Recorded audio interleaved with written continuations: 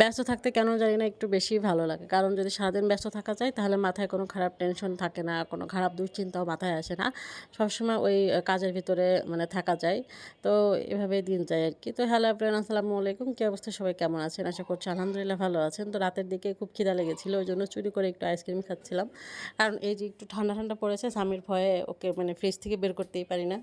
তো যাই হোক, এখানে সকালের দিকে ঘুম থেকে উঠেছি একটু সকাল সকালে। আমি ওঠার আগে উঠে গিয়েছিলাম। তো রাতের দিকে বলে রেখেছিল আম্মু পরোটা বানাবা। তো ওই জন্য আমি একটু পরোটার জন্য ডো রেডি করতেছি। আর এদিকে ডাউলটা বসিয়ে দিয়েছি। আজকে আলু নাই বাসায়, তো ওই জন্য একটু ডাউল চচ্চড়ি করবো বা ভাজি করবো আর কি। মানে রুটি বা পরোটা যেটাই মানে ওটা দিয়ে খাওয়ার জন্য। তো এখানে আমি রুটিগুলো একটু বানিয়ে নিচ্ছি। তবে একটু সমস্যা হচ্ছে, এখানে রুটি বেলতেই পারতেছি না। কারণ হচ্ছে চুলার ডেকোরেশনটা একটু চেঞ্জ করে দিয়েছি, এদিক সেদিক করেছি। মানে একটু ডিপ ক্লিন করেছিলাম এর মাঝে। তো ওই জন্য এদিক সেদিক করা হয়েছে। যাই হোক, একটু চা বানিয়ে নিচ্ছি। আর এখানে হচ্ছে আমি ডাউলটা বাগার দিয়ে দিব একটু মরিচ পেঁয়াজ দিয়ে, একটু জিরা দিয়ে। তাহলে খেতে ভালো লাগবে, ঘ্রাণটা বের হবে সুন্দর। তো এই তো হয়ে গিয়েছে। আর এখানে আমি চা বানিয়ে নিয়েছি। আর এই যে ভাজি, তো স্বামীকে হচ্ছে ভাজি দিয়ে খাইয়ে দিব। আর আমি একটু চা দিয়ে একটা মানে পরোটা বা রুটি যেটাই হোক একটু খেয়ে নিব। তো তারপরে কিচেনে চলে আসছি। এখানে সিঙ্কে একটু প্লেটে জমে গেছিলো, মানে সকালে যেগুলো খাবারের এগুলা। তো ওইগুলো আমি একটু ক্লিন করে নিচ্ছি। আর হচ্ছে একটু আগে ফ্রিজ থেকে একটু মাংস বের করে রেখেছিলাম, মানে মুরগির মাংস। তো ইদানিং ছেলের আবদারে সব কিছু রান্না করতে হয়। ওর কাছে জিজ্ঞেস করতে হয়, আব্বু তুমি কী খাবা? তারপরে ও ওর মন মতো বলে যে আম্মু এটা খাবো। যদি সেটা আমার কাছে থাকে তো সেটা রান্না করি, যদি না থাকে তখন উল্টাপাল্টা বলি যে এটা নাই বা পরে রান্না করে দিব, এরকম আর কি।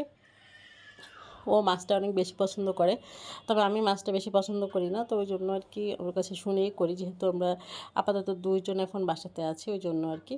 তো মাংসটা একটু ভিজিয়ে রেখে দিচ্ছি আবারও, তারপরে একটু ধুয়ে কেটে নিয়েছি আর কি।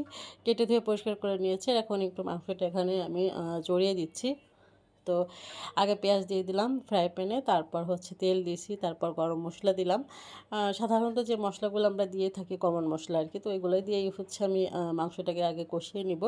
পরবর্তীতে আরেকটা মশলা আমি এখানে অ্যাড করব, সেটা দেখিয়ে দিব অবশ্যই। তো এখানে মাংসটা দিয়ে দিচ্ছে। আর দুইটা আলু ছিল, তো এগুলো একটু কেটে দিচ্ছি। কারণ গরু বলেন বা মুরগি বলেন, একটু মাংসের সাথে আলু দিলে স্বামী অনেক পছন্দ করে। তো ইদানিং বা এখন আমি ওর পছন্দটাকে একটু বেশি গুরুত্ব দিই। তো যাই হোক, আমি এখানে হচ্ছে মাংসটা কষিয়ে নিচ্ছি সুন্দর মতো। তো যখন তেলটা উপরে উঠে আসবে তখন আমি এর ভিতরে পানি দিয়ে দিব। তো পানি দেওয়ার আগে এখানে এই যে মশলাটা দিয়ে দিচ্ছি, এটা হচ্ছে গরুর মশলা, মানে গরুর যে মাংসের মশলা আর কি, যেটা প্যাকেটে কিনতে পাওয়া যায় রাঁধুনি, ওইটা দিলে একটু ফ্লেভারটা ভালো লাগে, ওই জন্য আর কি। মুরগির মশলাও আছে আলাদা, তবে সেটা মানে বাসায় নাই, ওই জন্য এটা দিয়ে দিলাম।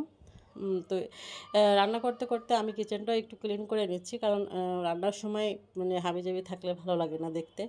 তো ওই জন্য। আর বাইরের আবহাওয়াটা দেখলাম, মনে হয় বৃষ্টি চলে আসবে যখন তখন।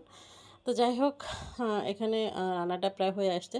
তো এখানে ছোলা পানি অ্যাড করে দিলাম, একটু পরেই নামিয়ে ফেলবো। এর মধ্যে কিছু জামা কাপড় এলোমেলো ছিল, এগুলো একটু ক্লিন করব, মানে ভিজিয়ে রাখবো। আর অন্য পাশে যেগুলো উঠানোর দরকার ওগুলো ভাঁজ করে ওয়ারড্রোবে রেখে দিব। বিয়ে বাড়ি থেকে এসেছি, তো ওই জন্য আর কি কাপড় চোপড়ের ঝামেলাটা একটু বেশি, 3-4টা কাপড় চোপড় মানে জমে গিয়েছে, ওগুলো একটু ক্লিন করে নিব। আর এখানে বিছনাগুলো একটু ঝাড়ু করে মানে ঝাড়ু দিয়ে নিচ্ছি। আর ফ্লোরটাও একটু ঝাড়ু দিয়ে নিব, ওই জন্য মানে একটু ঘরটা গুছিয়ে নিলাম আর কি। আর এদিকে রান্নাটাও প্রায় হয়ে আসছে। তো এখানে আমি ঝাড়ু দিয়ে নিচ্ছি ফ্লোরটা, তারপরে মুছে নিব। আর এখানে আমার রান্নাটা হয়ে গিয়েছে। এর উপরে একটু গরম মশলা গুঁড়া দিয়ে তারপরে হচ্ছে চুলাটা আমি বন্ধ করে দিব।